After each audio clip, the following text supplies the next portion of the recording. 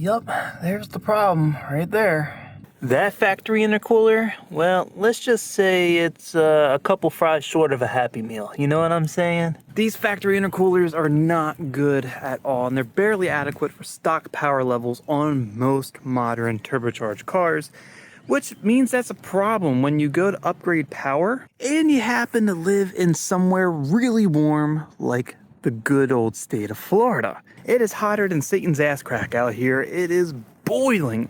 And my poor little Elantra here is suffering big time, but no worries. I think I finally beat the heat soak issues with this car, and we're actually gonna go test that today, right now. In my last video, you saw that I ended up putting a whole custom-made DIY intercooler sprayer setup on this car from leftover parts I've had from previous cars. My initial testing showed that it was working pretty well. Now the question was, how well is it actually working? And that's the answer I'm looking to get in this video. So we're going out right now. We're gonna go and do some 40 to 80 runs without the intercooler sprayer, with the intercooler sprayer, and we're gonna see how much of a difference it actually makes. Is an intercooler sprayer even worth it on even a mild car like this with nothing more than a slight boost increase on a factory intercooler? Is there a benefit? Will it actually reduce temps? Will it make the car faster?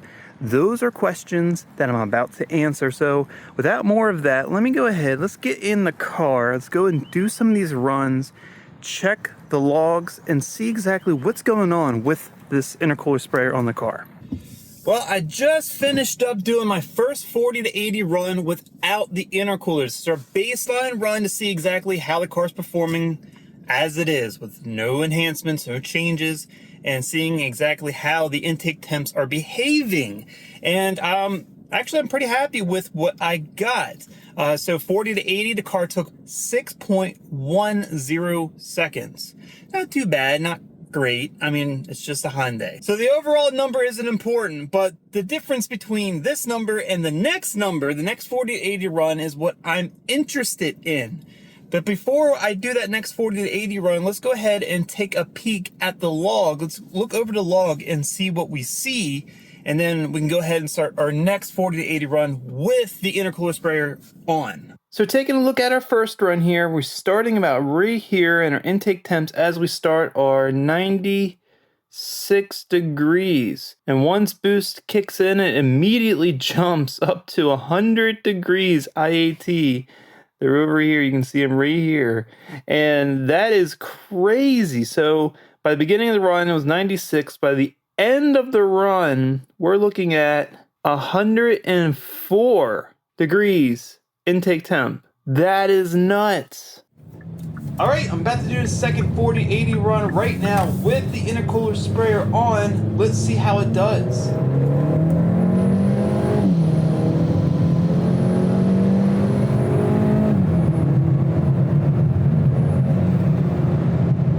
So as you watch there, just finished up that second 40-80 run with the intercooler sprayer activated. Seemed like it was working pretty good. Not sure if there was a difference, but there's only one way to find out. Let me pull over so I can take a look at everything, and we'll go over the draggy run and the data log. Let's see what happened. Let's see if there was a benefit to all this hard work, and answer the questions we want to know. Did I waste my time? Did I waste my money? Gonna find out. All right, so before we take a look at those data logs, I actually want to take this opportunity and measure the exterior temperature of the intercooler as it is. It's actually, you know, I haven't sprayed it, so the car's heat soaked. It's hot and it's not wet. So I want to see exactly what the exterior temp of the intercooler is. And then I'm just going to manually prime the pump so it sprays it, and we'll see how much of a difference that exterior temp is. So let's take a look at what is going on. Right now, the center of the intercooler is 96 degrees. We go towards the outer end, and we are 95, 94. We'll go to the other side, and it's a little bit hotter. Back to the center just to be sure. And yeah, it's going up. So let's go into the car here. I'm gonna turn the ignition on. All right, just like that. this will activate our controller, and then if I hit this test button here, it'll cycle the pump and you'll hear it.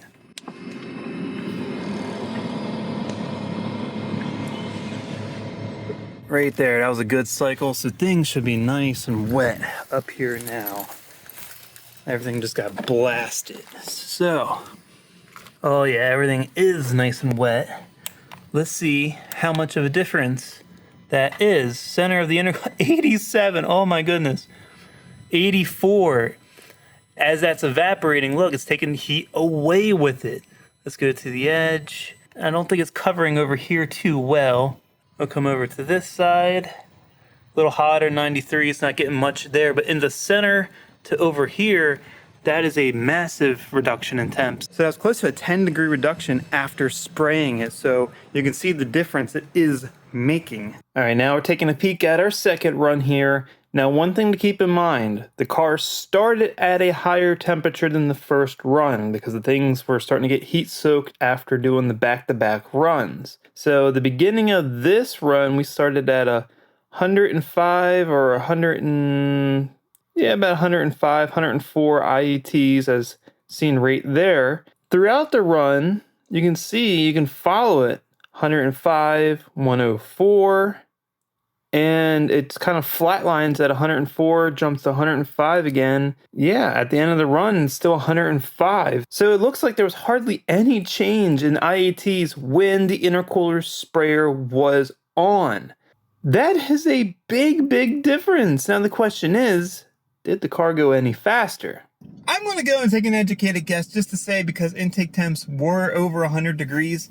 Once intake temps get over 100 degrees on this car, it does put it in a different map, and there's a lot less timing. Less timing means less power, even if the boost is the same. And that's exactly what I saw, because according to the Draggy, unfortunately, there was no difference whatsoever. If you want to count thousandths of a second, it was 8 thousandths slower than the first run.